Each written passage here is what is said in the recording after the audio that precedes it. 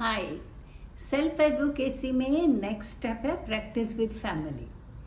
तो practice with family का मतलब है कि हमने बच्चों को कैसे रिहर्सल देनी है, ट्रेनिंग देनी है, समझाना है, तैयार करना है कि वो अपनी वकालत खुद कर सकें। तो पहला स्टेप है जबकि आपके घर पे मेहमान आते हैं। आमतौर पर क्या होता है, जब हमारे घर पे मेहमान आते हैं तो वो क्या पूछते हैं? अरे आपको ज़्यादा मालूम होगा ना, आपको ज़्यादा तजुर्बा होगा कि आपके बच्चे से क्या पूछते हैं। हेलो बेटा, तुम्हारा नाम क्या है, स्कूल जाते हो, कौन से स्कूल में जाते हो, आज छुट्टी थी क्या, कितने बजे आए। और बाद में जब खाना खाने लगते हैं तो पूछते तुम क्या खाओगे। तो इस तरह आप रोल प्ले कर सकते हो कि देखो मैं मेहमान हूँ और मैं घर पे आई हूँ और हम लोग बात करेंगे, हम खेलेंगे। सो मेक इट फन और ए गेम, जिससे बच्चे को ऐसे नहीं लगे कि हम उसको टेस्ट कर रहे हैं या उसको ट्रेन कर रहे हैं, उसको लगे हम खेल रहे हैं। तो आप उससे सेम प्रश्न पूछोगे और वो उत्तर देगा, नहीं तो उसको समझाओगे कि आपको ऐसे बोलना है। और अगर वो सही नहीं देता तो आप रिवर्स रोल करोगे, फिर उसको बोलोगे अच्छा अभी तुम गेस्ट हो, तुम मेहमान हो और मैं घर पे हूँ, तो आप कैसे बात करोगे। ओके।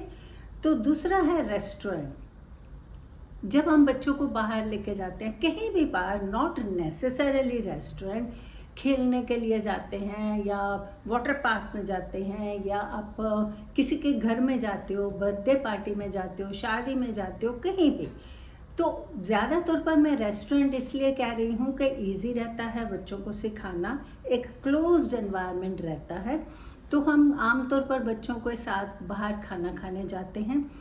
तो एक उदाहरण ले लेते हैं, सपोज़ आप एक साउथ इंडियन रेस्टोरेंट में जाते हो, तो वहाँ पे बच्चे को बोलती हो तुम क्या खाओगे, तुम ऑर्डर दो, वेटर आता है वो पूछता है ऑर्डर दो। तो उसका वो एक ड्रामे की तरह घर पे रिहर्सल की जा सकती है। तो मैं बोलूँगी कि देखो मैं वेटर हूँ और तुम मुझे ऑर्डर दोगे, तो मैं आके पूछूंगी, अपना पेंसिल और वो पैड लेके आऊँगी, आप क्या खाओगे, क्या लाऊं, कितना लाऊं, एक प्लेट या 2 प्लेट, स्पाइसी चाहिए या तीखा चाहिए या तीखा नहीं चाहिए। तो वो आप उस लैंग्वेज की पूरी रिहर्सल दोगे बच्चे को और उसको कुछ सिखाओगे कि उसको क्या आंसर देना है। और जब नेक्स्ट टाइम आप उसको रेस्टोरेंट लेके जाओगे तो बच्चे को बोलोगे अभी तुम ऑर्डर दो। तो उससे उसको कॉन्फिडेंस भी आएगा, इंडिपेंडेंस भी आएगा और सेल्फ एडवोकेसी भी आएगी। वो खुद बोले नहीं मुझे ये नहीं चाहिए, आप आलू ऑर्डर दे रहे हो, आप मसाला डोसा ऑर्डर दे रहे हो, मुझे ये नहीं चाहिए, मुझे इडली चाहिए। Okay. And third is telephone. Telephone की भी रिहर्सल की जा सकती है। आमतौर पर बच्चे हमेशा फ़ोन पे बात करते हैं। अगर मैं फ़ोन करती हूँ, आपका बच्चा फ़ोन उठाता है, तो मैं उससे बोलती हूँ हेलो बेटा कैसे हो, तो वो बोलता है मम्मी बाहर गई है, बाद में आएगी, आपसे बात करवा देंगे। तो एक तरह से रिहर्सल किया हुआ सेंटेंस होता है। आप उनको ये सिखा सकते हैं कि आपको कैसे जवाब देना है।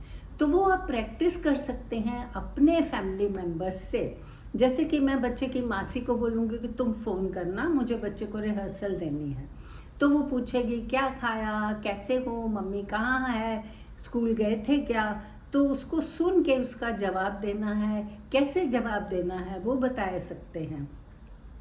और आपके लाइफ स्टाइल पे डिपेंड करता है। अगर बच्चा बड़ा है तो आमतौर पर वह स्विगी पे ऑर्डर देने की कोशिश करता है, तो उसको ऑर्डर कैसे देना है, क्या बोलना है, आगे से क्या उम्मीद रखी जा सकती है कि वो पूछेगा आपका एड्रेस बताओ, मोड ऑफ पेमेंट क्या है, कितने चाहिए, और उससे पूछना कितना टाइम लगेगा।